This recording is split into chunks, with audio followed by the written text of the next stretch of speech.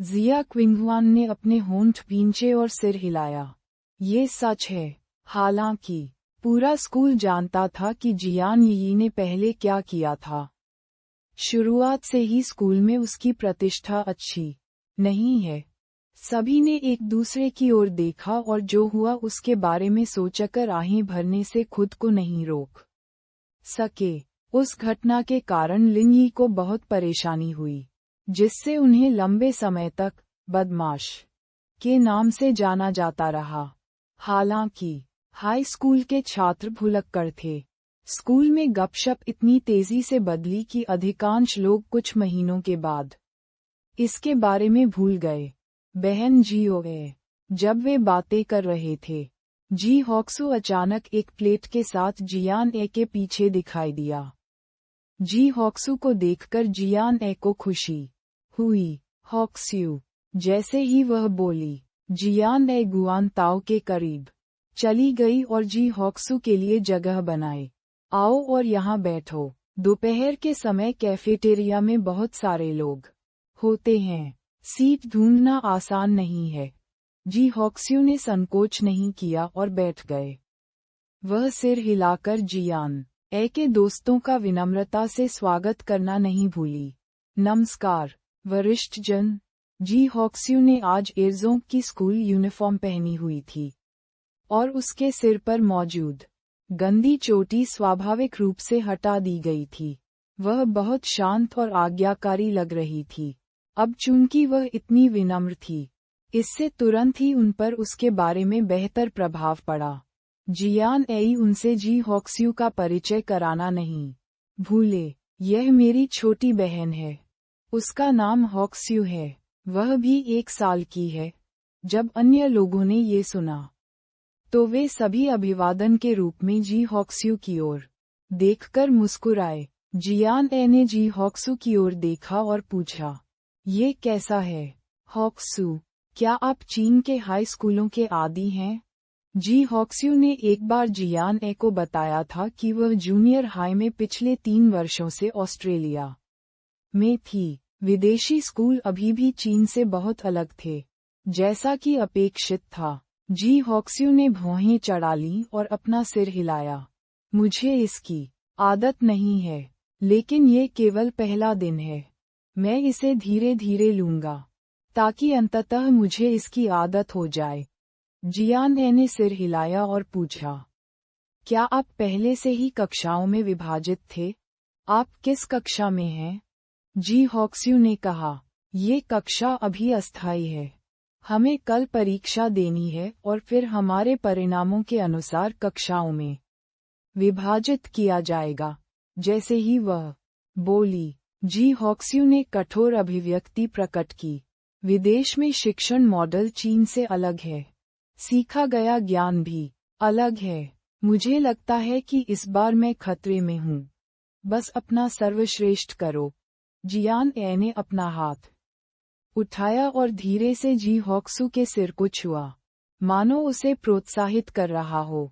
जी हॉक्स्यू ने थोड़ा सिर हिलाया और जियान ए को देखकर मुस्कुराया।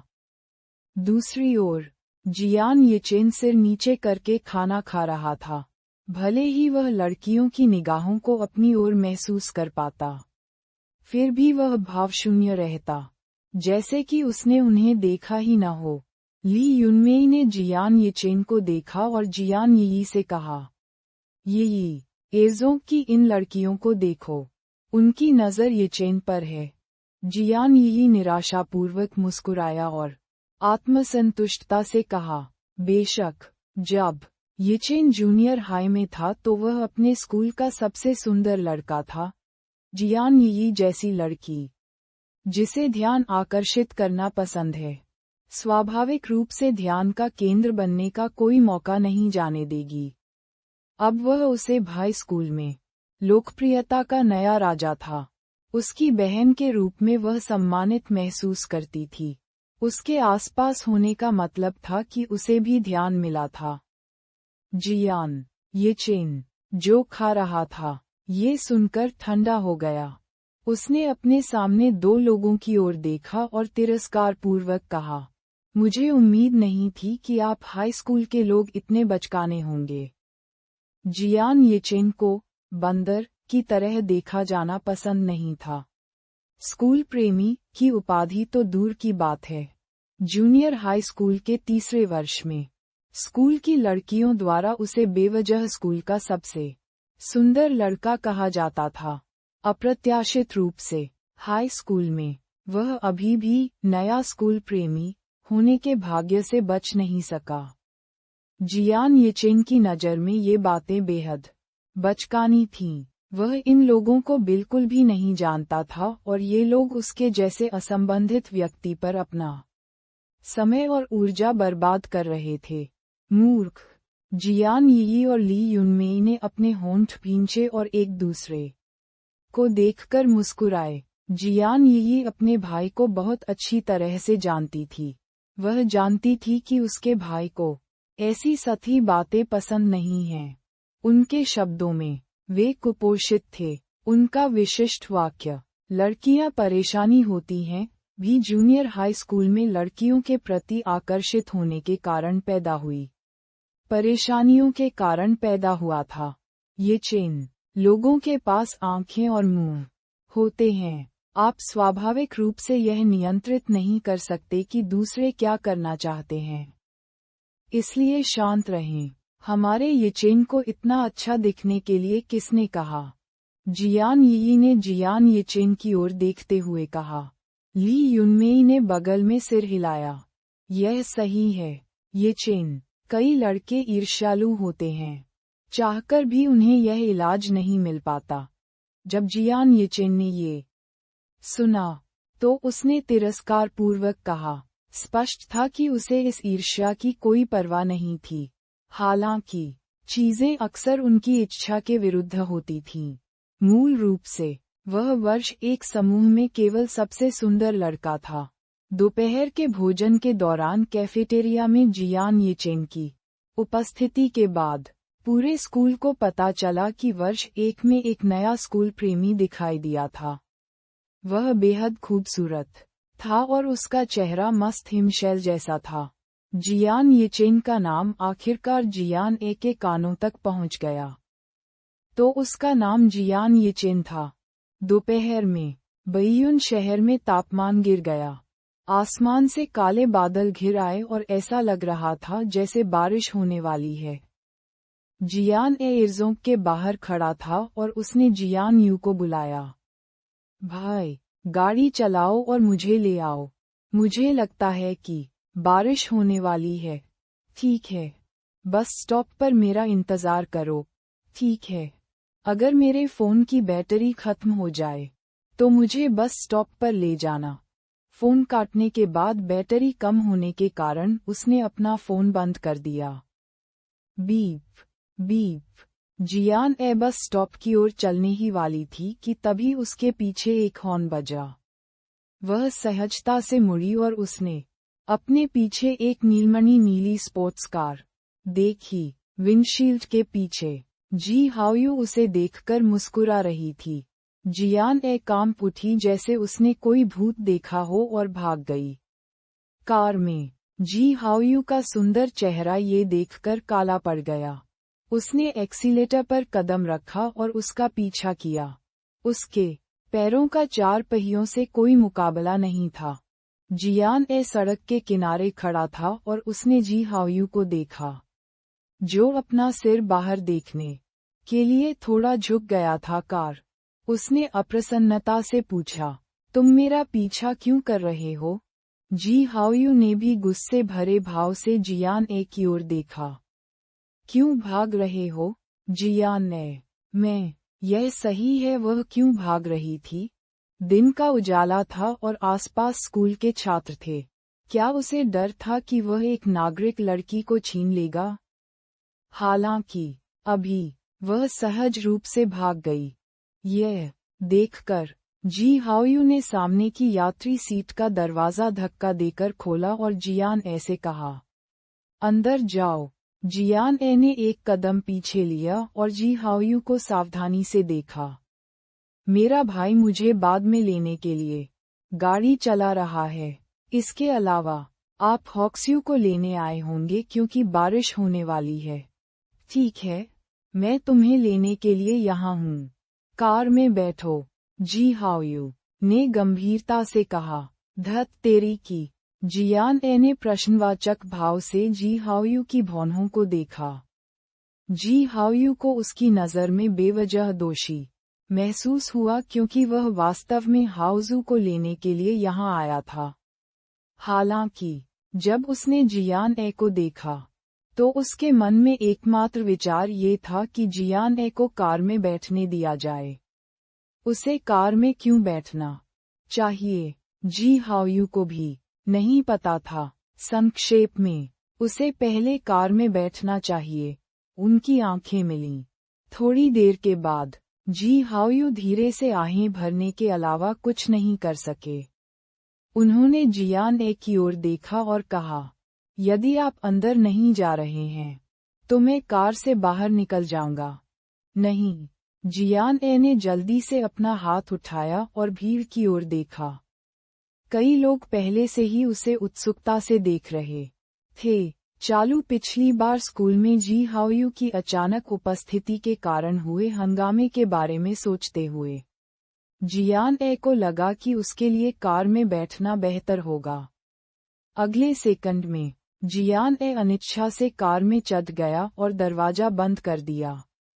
ये देखकर जी हाओयू संतुष्टि से मुस्कुराए। लंबा चेहरा मत खींचो, जल्द ही बारिश होने वाली है। क्या तुम्हें यह महसूस नहीं होना चाहिए कि मैं तुम्हारे सामने आ गया हूँ? जी हाओयू ने जियान ए के उदास चेहरे को देखा और उसे चिढ़ाया। जियान ए ने उसकी ओर देखा और अप्रसन्नता से पूछा, तुम क्या चाहते हो? अगर तुम्हें कुछ कहना है तो कहो, यदि नहीं तो मैं कार से बाहर निकल जाऊंगा। बेशक कुछ तो है, जी हाओयू ने कहा। जियान ए चिंतित नहीं था। इसके बजाय उसने उसे भावशून्यता से देखा। बताओ, यह क्या है? फिर भी जियान ए पहले से ही मानसिक रूप से तैयार थी कि जी हाओयू के पास कोई उचित व्यवसाय नहीं था। अप्रत्याशित रूप से जी हाओयू ने मुस्कुराते हुए कहा, हम डेट पर क्यों नहीं जाते? जब जियान ए ने ये सुना तो वह मुड़ी और कार से बाहर निकलना चाहती थी। वह जानती थी कि यह व्यक्ति कोई गंभीर बात नहीं कह सकता। ये देखकर जी हाओयू तेजी से उसे पकड़ने के लिए आगे बढ़ा। अरे, चलो खाना खा लें। ये सुनकर जियान ए ने जो कर रही थी उसे रोक दिया और जी हाओयू की ओर देखने के लिए मुड़ी। उन्होंने दोहराया, खाना खाओ, चलो खाना खाओ, सिर्फ एक भोजन।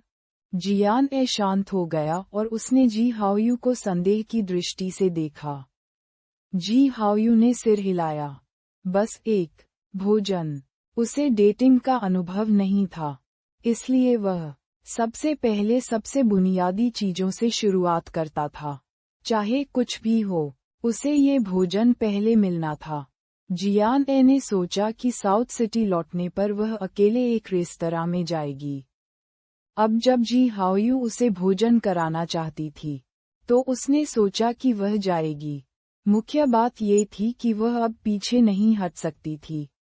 स्कूल के गेट पर उसे डर था कि जी हाओयू कुछ गलत करेगा और उसके लिए परेशानी पैदा करेगा।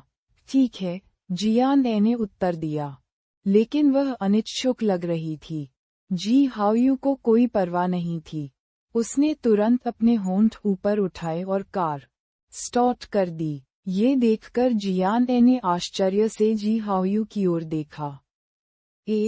आप हॉक्सू का इंतजार नहीं कर रहे हैं? जी हाओयू ने खूबसूरती से एक हाथ से स्टीयरिंग व्हील घुमाया और कार तुरंत सड़क पर घूम गई। वह उदासीनता से मुस्कुराया। हम दोनों खा रहे हैं। बेशक, हम किसी और को नहीं ला सकते। नहीं, जियान ए अवाक था। जब कार 2 चौराहों से दूर चली गई तो उसने पूछा, जल्द ही बारिश होने वाली है। हॉक्सू क्या करेगा? क्या वह वास्तव में उसका जैविक भाई था? चिंता मत करो, वह अब बच्ची नहीं है, जी हाओयू ने कहा।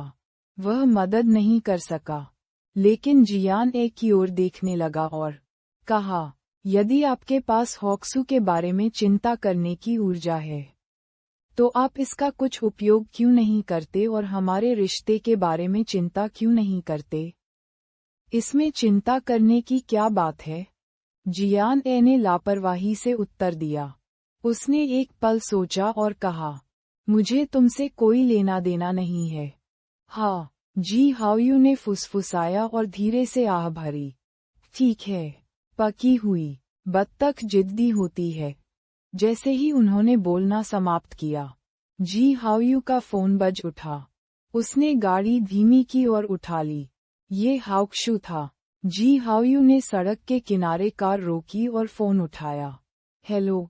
इस समय जी हॉक्सू एयरजोंग के बाहर खड़ा था।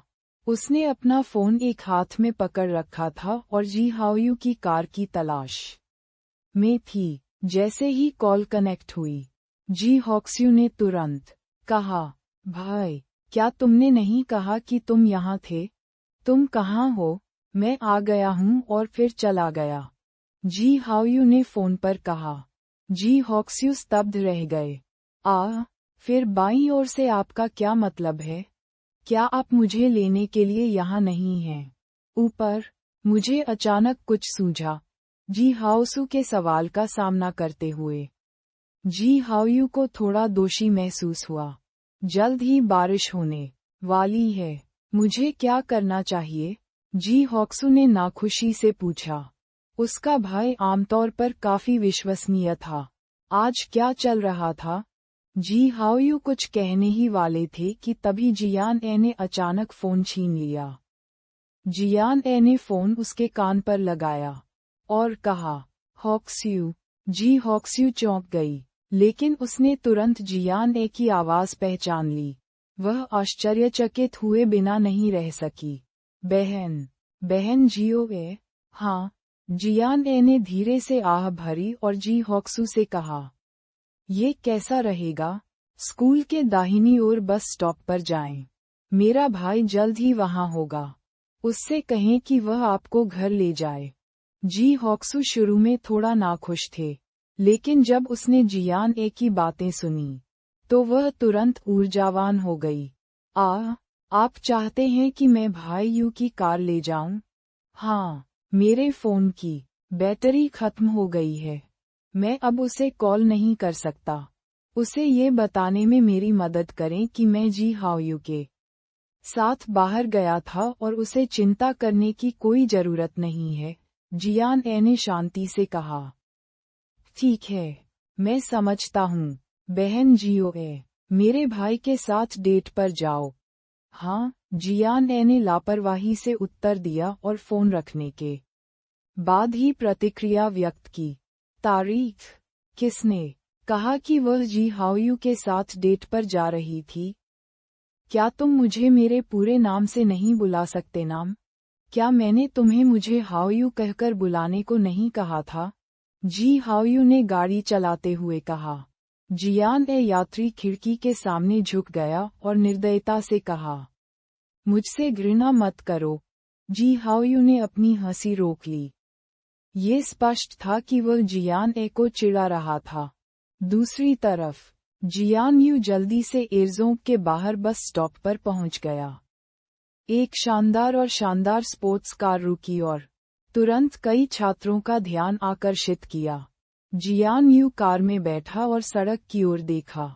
उसने जियो ए को नहीं देखा। जैसे ही वह अपनी बहन को बुलाने ही वाला था, उसने देखा कि जी हॉक्सू अचानक सड़क पर आया और उसकी ओर हाथ हिलाया।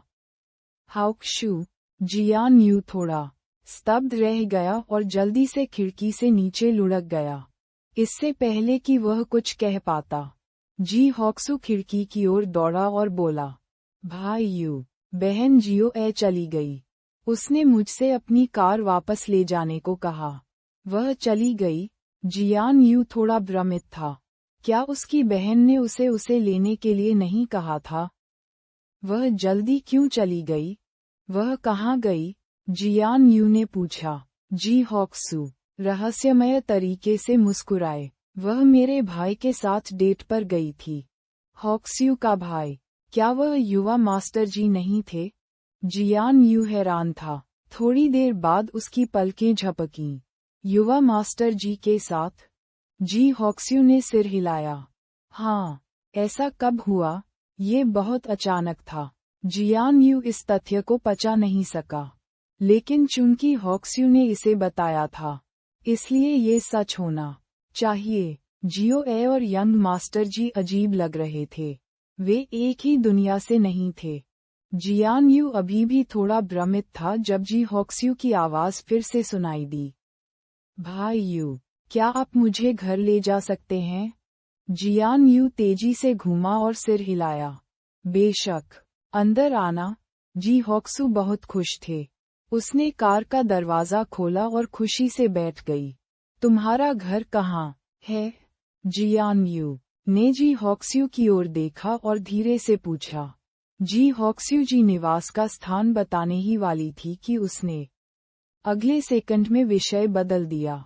भाई यू, मुझे थोड़ी भूख लगी है। क्या आप पहले कुछ खाने के लिए मेरे साथ चल सकते हैं? यह एक दुर्लभ अवसर था। वह इसे इस तरह बर्बाद नहीं करना चाहती थी। उसे भाई यू के साथ अकेले अधिक समय बिताने का तरीका सोचना था। जी हॉक्स्यू के विचार भी बहुत सरल थे, और उनके पास इतना मजबूत लक्ष्य नहीं था। वह बस इस बात से संतुष्ट थी कि वह कुछ समय तक जियान यू के साथ रह सकती थी। जियान यू स्वाभाविक रूप से इसके बारे में ज्यादा नहीं सोचेगा। जब उसने सुना कि जी हॉक्सू भूखा है, तो उसने तुरंत सिर हिलाया। ठीक है, पहले कुछ खा लेते हैं, फिर मैं तुम्हें घर भेज दूंगा। धन्यवाद भाई यू। जी हॉक्सू खुशी से भर गया। ऐसे सौम्य और विचारशील भाई यू एकदम सही थे। वह उसके अविश्वसनीय भाई से कहीं बेहतर था। एचू। जी हाओयू ने अचानक छींक दी और अपनी नाक की नोक को धीरे से रगड़ा। जियान हैरान था। यह देखकर उसने जी हाओयू की ओर देखा और पूछा, क्या तुम्हें सर्दी है? जी हाओयू सुंदर ढंग से मुस्कुराए और जियान की ओर देखा। क्यों? क्या आप मेरे बारे में चिंतित हैं? तस्क। जियान ने अपनी आंखें घुमाईं। अपने बारे में बहुत ज्यादा मत सोचो। कार शुद्ध जापानी शैली के घर के सामने रुकी। जी हाओयू ने कार पार्क की और लापरवाही से कहा, हम यहाँ हैं, चले जाओ। जियान ने उसे फेंक दिया, सीट के नीचे बैग रखा और कार का दरवाजा खोला। ये एक जापानी रेस्टोरेंट था। वह नहीं जानती थी कि जी हाओयू जियान का पसंदीदा भोजन चुनने के लिए भाग्यशाली था या नहीं। जैसे ही जी हाओयू ने रेस्तरां में प्रवेश किया, जापानी कपड़ों में सवर ने तुरंत उसका स्वागत किया। नमस्ते, स्वागत है। जैसे ही उसने अपना मुंह खोला, वह जापानी भाषा में बोली। जियान केवल थोड़ी जापानी जानती थी क्योंकि उसने इसे अपने पिछले जीवन में विश्वविद्यालय में सीखा था। 2 लोग, मुझे एक टाटामी सूट चाहिए। जी हाओयू ने वेटर से बहुत मानक जापानी भाषा में कहा। जियान हैरान था। आप जापानी जानते हैं? जब जी हाओयू ने ये सुना, तो उसने जियान की ओर देखा और अपनी भौहों को सहजता से उठाया। तुम्हें मुझसे प्यार हो गया? जियान ने, दफा हो जाओ। टाटामी सूट केवल आधा कैनवास से ढका हुआ था। ग्राहकों को अपने जूते बाहर उतारने पड़ते थे और खाने के लिए अंदर टाटामी पर बैठना पड़ता था। जियान को जापानी व्यंजन पसंद थे, इसलिए वह जापानी रेस्तरां के शिष्टाचार को जानती थी। बैठने के बाद जी हाओयू ने मेनू को जियान की ओर बढ़ाया। मुझे नहीं पता कि तुम्हें क्या खाना पसंद है, इसलिए मैंने वही चुना जो मैं आमतौर पर खाना पसंद करता हूँ। देखो कि क्या कुछ है जो तुम खाना चाहते हो। जियान कहना चाहती थी कि उसे जापानी व्यंजन भी पसंद हैं, लेकिन उसने ये शब्द निगल लिए। हालांकि जियान जी हाओयू के साथ समारोह में खड़े नहीं हुए, उसने अपनी पसंद की हर चीज का ऑर्डर दिया और फिर मेनू जी हाओयू को लौटा दिया। मैंने ऑर्डर देना पूरा कर लिया है। ये देखकर जी हाओयू ने मेनू लिया और वेटर को वापस कर दिया। बस इतना ही। जियान स्तब्ध था। क्या आप ऑर्डर नहीं देने जा रहे हैं? जी हाओयू ने सीधे कहा। अभी आपने जो ऑर्डर किया वह सब मेरा पसंदीदा था। मैं आपके साथ खाना खाऊंगा। जियान ने। वेटर के चले जाने के बाद पूरी जगह पर केवल वे दोनों ही बचे थे। शायद मौसम की वजह से आज पूरी दुकान में सन्नाटा था। जी हाओयू क्रॉस लेग करके बैठे और जियान के लिए एक कप ग्रीन टी डाली।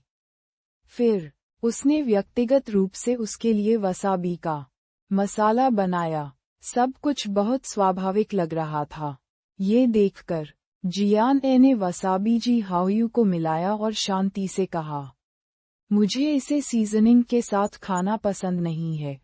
जी हाओयू स्तब्ध रह गए। मैं भी। जियान अवाक था। एक घोटाला। अगर आपने इसे नहीं खाया तो आपने इसे सीजन क्यों किया? जी हाओयू, मैंने इसे आपके लिए बनाया है। जियान की अवाक अभिव्यक्ति जी हाओयू की आंखों में गिर गई। वह थोड़ा आगे झुका और आंखों में मुस्कान के साथ जियान की ओर देखा। वह फुसफुसाए, देखो, क्या हम दोनों बिल्कुल मेल नहीं खाते? मेरे गधे संगत। जियान ने वसाबी को फिर से जी हाओयू के सामने धकेल दिया। इसे स्वयं खाओ, खाना बर्बाद मत करो। जी हाओयू मुस्कुराए और तातमी पर लेटते हुए पीछे झुक गए। उसने हल्के भूरे रंग की शर्ट और गहरे नीले रंग की जीन्स पहनी हुई थी। जियान ने पहले भी उसे सूट शर्ट, शॉर्ट्स और चप्पल में देखा था, लेकिन ये पहली बार था जब उसने उसे इतने लापरवाही से कपड़े पहने हुए देखा था। ये देखने में अधिक सुखदायी था। जी हाओयू लेटने के बाद भी नहीं हिले। जियान मदद नहीं कर सका लेकिन देखने के लिए आगे झुक गया।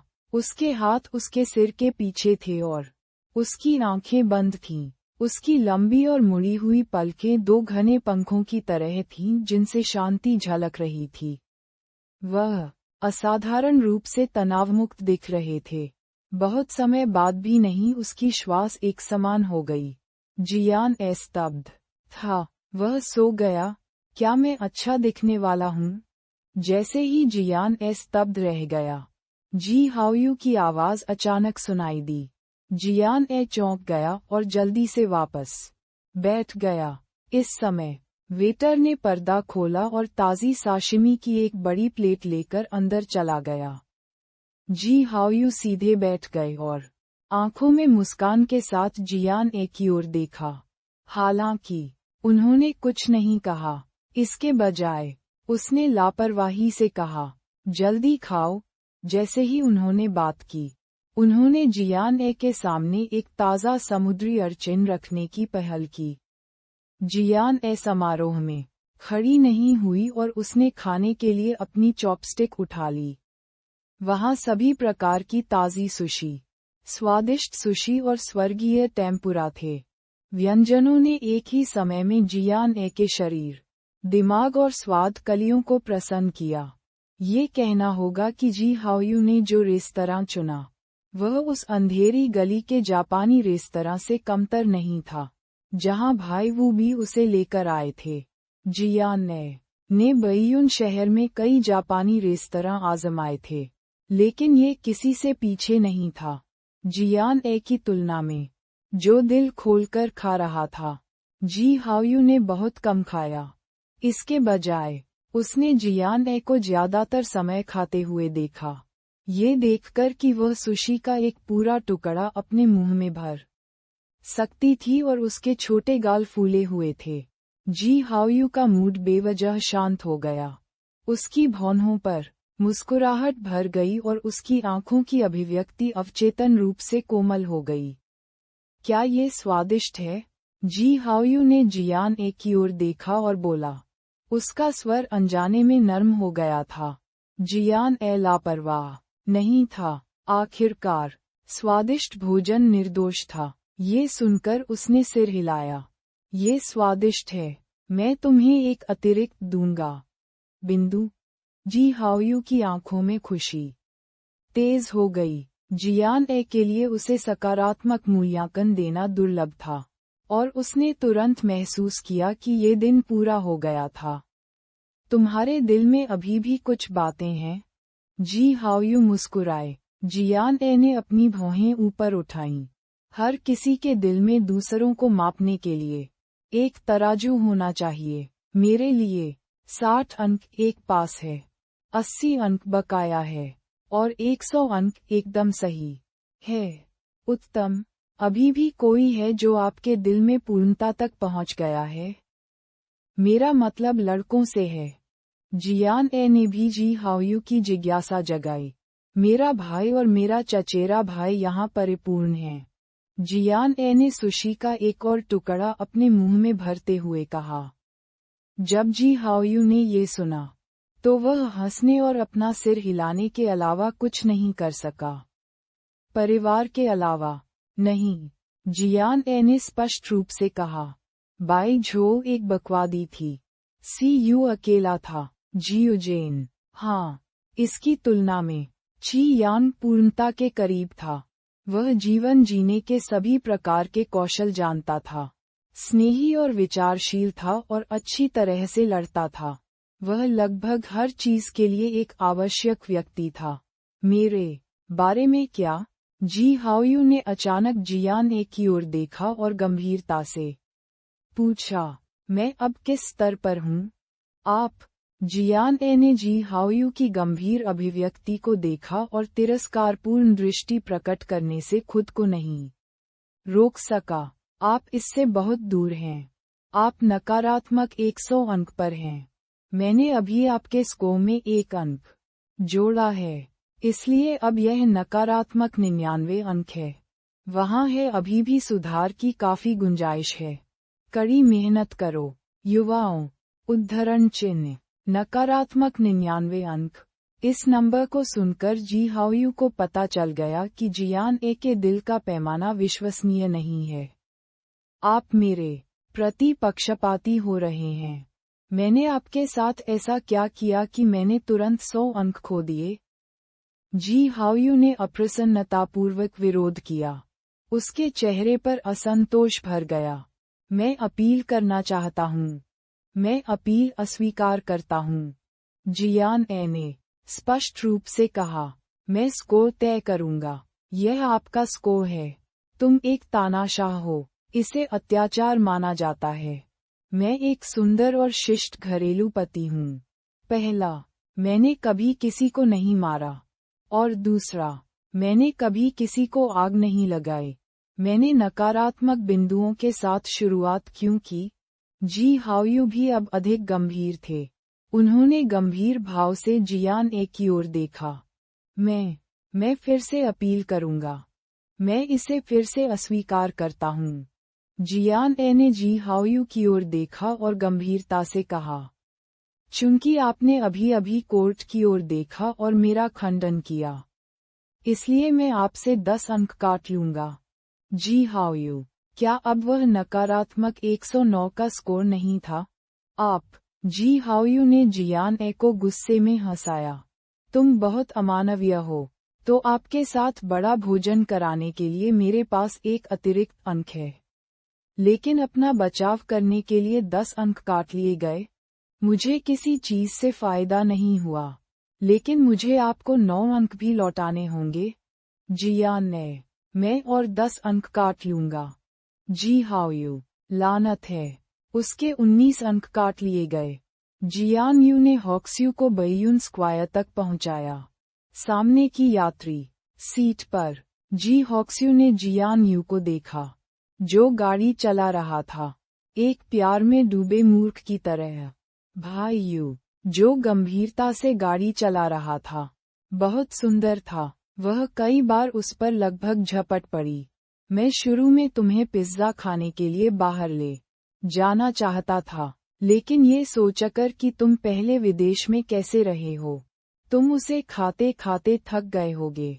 मैं तुम्हें एक ऐसी जगह ले जाऊंगा जहां तुम कभी नहीं गए हो, जियान यू ने सड़क किनारे कार रुकते ही जी हॉक्सू से कहा। जी हॉक्सू को होश आया और उसने तुरंत सिर हिलाया। ठीक है, धन्यवाद भाई यू। ऊपर से वह ठीक लग रही थी, लेकिन उसका दिल तेजी से धड़क रहा था। जी हॉक्सू ने उत्साह से अपने कपड़ों के कोनों को रगड़ा। ओह माय, भाई यू बहुत विचारशील थे। वह मरने वाली थी। जियान यू जी हॉक्सू को बयून स्क्वायर के हलचल भरे इलाके में ले आया और कुछ ही पीछे एक फूड स्ट्रीट में प्रवेश किया। क्या आप पहले भी यहाँ आए हैं? सड़क के दोनों ओर छोटी छोटी दुकानें थीं जिनमें खाने पीने की हर चीज मौजूद थी। जी हॉक्सू ने अपना सिर हिलाया। नहीं। जियान यू मुस्कुराया। मैं यहाँ अक्सर आता हूँ।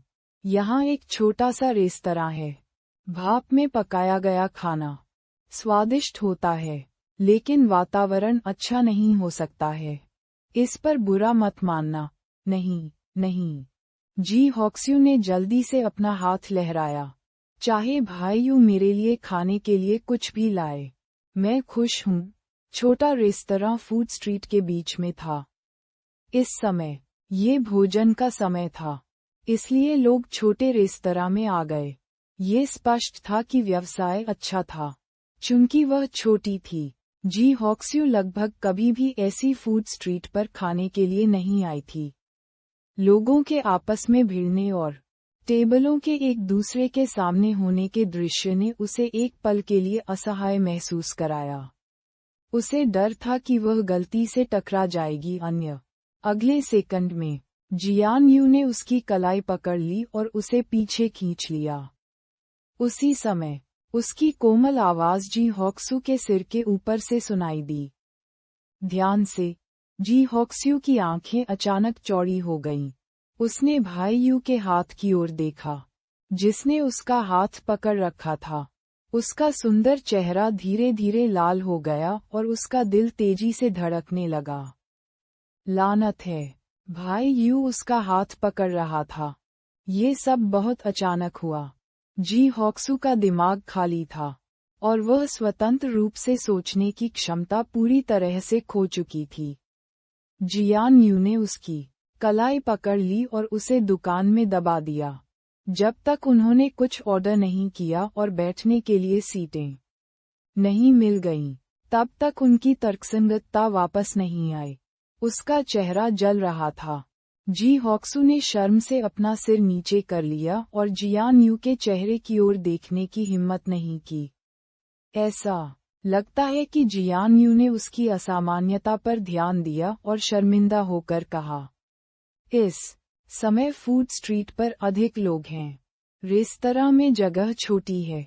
क्या आपको गर्मी लगती है? जाहिर है। जियान यू ने सोचा कि जी हॉक्सू के शर्माने का कारण ये था कि दुकान में बहुत गर्मी थी। जी हॉक्सू को ये सोचने की जरूरत नहीं थी कि उसका चेहरा बंदर के नितंबों जितना लाल था। ये सुनकर उसने जियान यू से सहमति में तुरंत सिर हिलाया। हाँ, थोड़ी गर्मी है। इसी समय waiter brown sugar ice jelly लेकर आया। जियान यू ने एक हिस्सा जी हॉक्सू की ओर बढ़ाया और धीरे से कहा, ये ब्राउन शुगर आइस जेली है। इसे आजमाएं। धन्यवाद भाई यू। शायद इसलिए कि जियान यू ने अभी अभी उसका हाथ पकड़ा था। जी हॉक्सू के शब्दों में एक लड़की की शर्मिंदगी का एक अस्पष्ट निशान था, जिससे वह असाधारण रूप से सुंदर लग रही थी।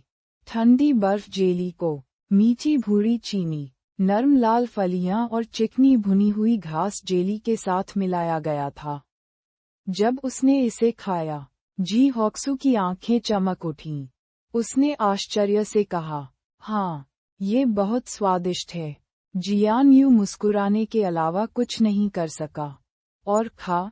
केकड़ा रो सूप पकौड़ी, ब्लैक बीन सॉस के साथ उबले हुए चिकन पैर, लहसुन पोर्क पसलियां और उबले हुए पकौड़े। जियान यू ने बहुत सारे व्यंजन ऑर्डर किए। प्रत्येक को स्टीमर के साथ परोसा गया और वह बहुत स्वादिष्ट था। जी हॉक्स्यू को उम्मीद नहीं थी कि इस अगोचर दुकान में बना खाना इतना स्वादिष्ट होगा। या क्या उसने सोचा कि सब कुछ स्वादिष्ट था क्योंकि वह जियान यू के साथ थी? जी हॉक्स्यू ने खुशी से खाना खाया, लेकिन जियान यू अचंभित होकर मेज पर बैठ गया। वह अपनी बहन की चिंता किए बिना नहीं रह सका। 15 साल की उम्र में डेटिंग करना कोई आश्चर्य की बात नहीं थी, लेकिन जब उन्हें लगा कि वह व्यक्ति यंग मास्टर जी हैं, तो उन्हें बहुत अधिक सोचना पड़ा। उसने यह नहीं सोचा था कि जी हाओयू एक बुरा व्यक्ति था। उसे इस बात की चिंता भी नहीं थी कि उसकी बहन अपनी रक्षा अच्छे से नहीं कर पाएगी। हालांकि उन जैसे सामान्य लोगों की नज़र में यंग मास्टर जी को कोई साधारण व्यक्ति नहीं माना जा सकता था। भले ही उनका परिवार अब अमीर माना जाता था, फिर भी वे यंग मास्टर जी के समान स्तर पर नहीं थे। यह अजीब था कि वे दोनों एक साथ थे। जियान यू इसका पता नहीं लगा सका किस प्रकार के अवसर के तहत वे एक साथ आए। वे कितने समय से एक साथ थे? भाई यू, क्या हुआ? आप खाना क्यों नहीं खा रहे? जियान यू, जी हॉक्सू को थोड़ा स्तब्ध देखकर मैं मदद नहीं कर सका, लेकिन पलकें झपकाकर पूछा उसे। जियान यू के विचार बाधित हुए। वह होश में आया और धीरे से बोला, मुझे इतनी भूख नहीं है।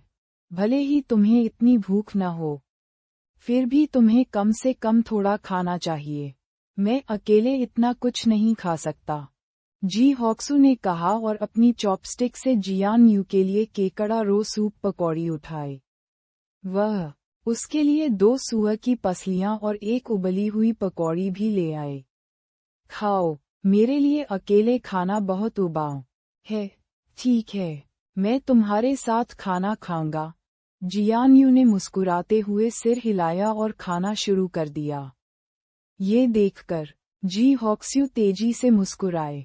जियान यू, जैसे ही वे दोनों खा रहे थे, जियान यू के पीछे से अचानक एक उत्साहित और असहज आवाज आए। जियान यू की पीठ अकड़ गई। यह आवाज किसकी है ये जानने के लिए उसे पलटने की जरूरत नहीं पड़ी। जी हॉक्सू दरवाजे की ओर मुंह करके खड़ी थी, इसलिए उसने उस व्यक्ति की ओर देखा जो अचानक भाई यू के पीछे आया और उसका नाम बताया। उसी समय जियान यू मुड़ा और कियाओ यिन की नज़र से मिला। कियाओ यिन ने आज एक खेल पोशाक पहनी हुई थी, लेकिन फिर भी यह उसके दयनीय स्वभाव को छिपा नहीं सका।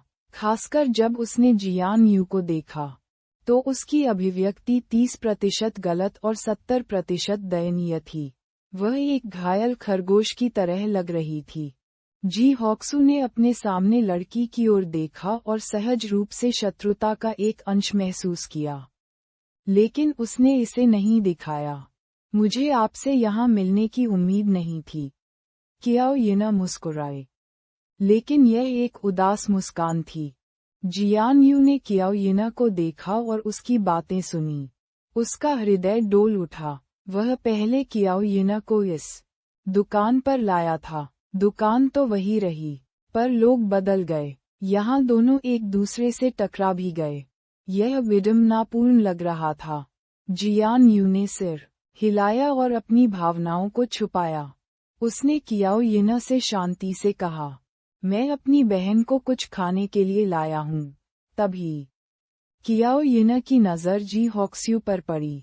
उसने जियान यू को ये कहते हुए सुना था कि उसकी एक बहन है जिससे वह बहुत प्यार करता है। यह वही लड़की होगी। मुस्कुराते हुए कियाओ यिन ने अभिवादन किया। हेलो।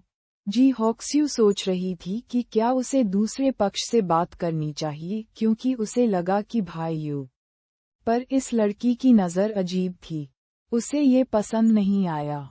इससे पहले कि वह कुछ कह पाती, जियान यू ने कहा, यहाँ बैठो, हम पहले ही खा चुके हैं। जैसे ही उन्होंने बोलना समाप्त किया, जियान यू ने जी हॉक्स्यू की ओर देखा। ये देखकर जी हॉक्स्यू समझ गए और जल्दी से खड़े हो गए। भाई यू, मेरा पेट भर गया है। चलो चलें, जियान यू ने कहा। जी हॉक्स्यू ने सिर हिलाया। हाँ, कियाओ यिना को दोबारा देखे बिना जियान यू और जी हॉक्सू उसके पास से गुजरे और दुकान से बाहर चले गए। कियाओ यिना ने जियान यू की दृढ़ पीठ को देखा और उसकी आंखों में अनिच्छा के साथ अपने होंठ भींच लिए। नाना, यह व्यक्ति कौन है? वह काफी सुंदर है, कियाओ यिना के बगल वाली लड़की ने उत्सुकता से पूछा, जैसे उसे उन दोनों के बीच अजीब चुंबकीय क्षेत्र महसूस नहीं हुआ हो। कियाओ यिना की अभिव्यक्ति गायब हो गई। जब उसने ऊपर देखा तो उसके चेहरे के भाव बदल गए थे। वह मुस्कुराई। मेरा पूर्व प्रेमी, वह ठीक दिखता है ना? वह अद्भुत है, लड़की ने धीमी आवाज में कहा और फिर अविश्वास से कहा, आप इतने सुंदर आदमी को छोड़ने को तैयार हैं? इसमें अनिच्छुक होने वाली क्या बात है के बारे में? कियाओ यिना ने उदासीन होने का नाटक किया। यदि पुराना नहीं जाता है, तो नया नहीं आएगा। ठीक है, सुंदर होना अद्भुत है। अगर मैं होती, तो मैं निश्चित रूप से उसे कसकर गले लगा लेती और जाने नहीं देती। लड़की ने चिढ़ाया। जियान यू और जी हॉक्सू एक के बाद एक फूड स्ट्रीट पर चले। जी हॉक्सू ने समय समय पर जियान यू की पीठ की ओर देखा। जिस क्षण वह दुकान से बाहर आए, उसे महसूस हुआ कि भाई यू अलग थे। हालांकि वह कभी किसी रिश्ते में नहीं रही थी, फिर भी उसमें लड़कियों जैसा अंतर्ज्ञान था। भाई यू और उस लड़की के बीच हुई संक्षिप्त बातचीत से ऐसा लगा कि उसने सुना है कि उन दोनों के बीच एक असामान्य रिश्ता था। यदि उसने सही अनुमान लगाया, तो वह लड़की भाई यू की पूर्व प्रेमिका होनी चाहिए। हालांकि भले ही उसके दिल में एक सकारात्मक अनुमान था, फिर भी जी हॉक्सू ने कुछ नहीं पूछा। उसकी वर्तमान पहचान के साथ भाई यू से इतना निजी प्रश्न पूछना उचित नहीं लगा। चूंकि वह लड़की पहले से ही उसकी पूर्व प्रेमिका थी, इसलिए वह अतीत के बारे में नहीं जानना चाहती थी। संक्षेप में, इस दुनिया में जी हॉक्सू के अलावा कोई भी भाई यू के योग्य नहीं था। हवा इतनी नम थी कि काले बादल उनके सिर पर दबाव डाल रहे थे।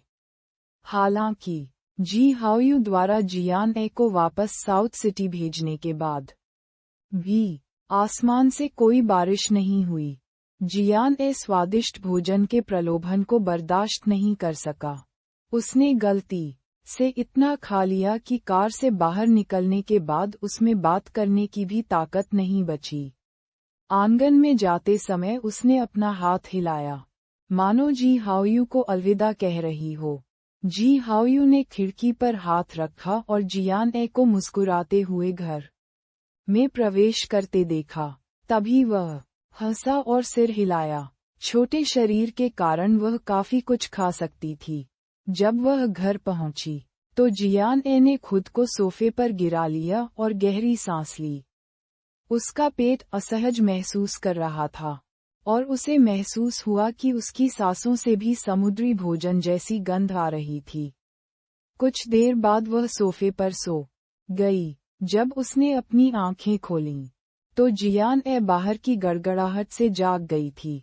घर में अंधेरा था और बाहर बारिश और तेज गड़गड़ाहट की आवाज थी। वह खड़ी हुई और लाइट चालू कर दी। दीवार पर लगी घड़ी सुबह के 1:30 बजने का इशारा कर रही थी। अपने चक्कर वाले सिर को रगड़ते हुए जियान ए अपने कमरे में लौटने और बिस्तर पर सोने से पहले नहाने के लिए बाथरूम में चली गई।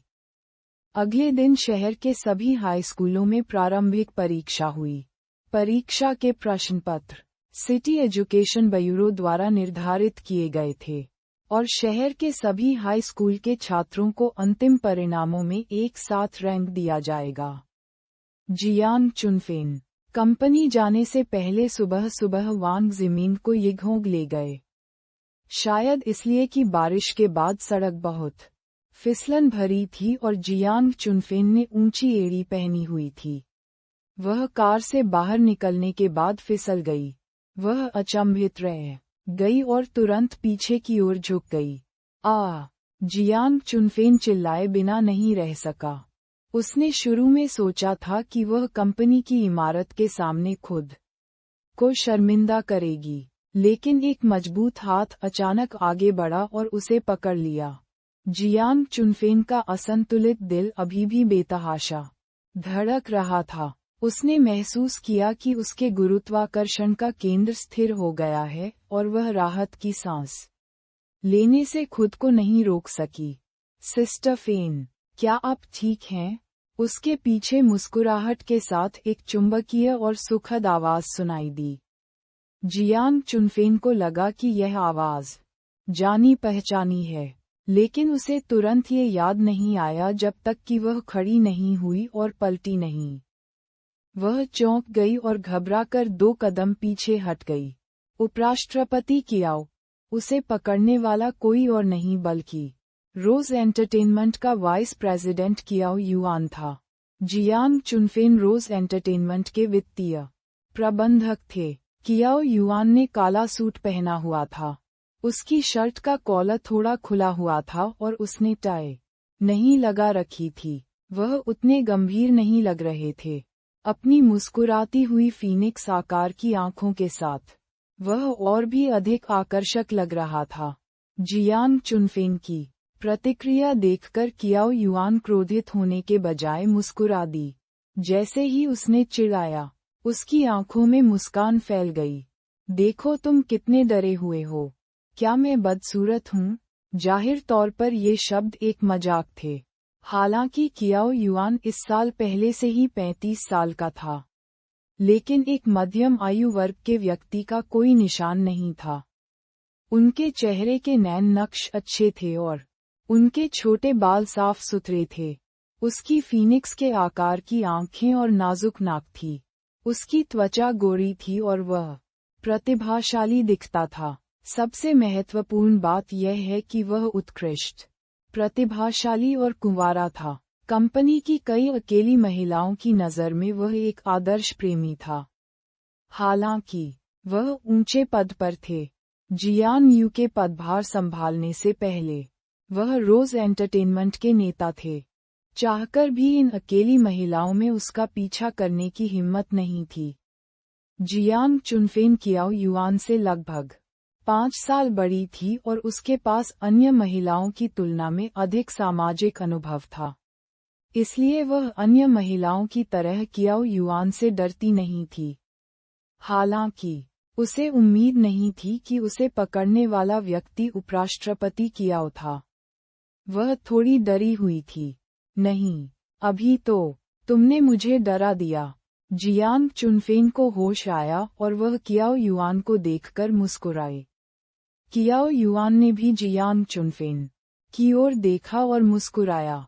तुमने मुझे डरा दिया। जब बारिश हो रही हो तो ऊंची एड़ी के जूते मत पहनो।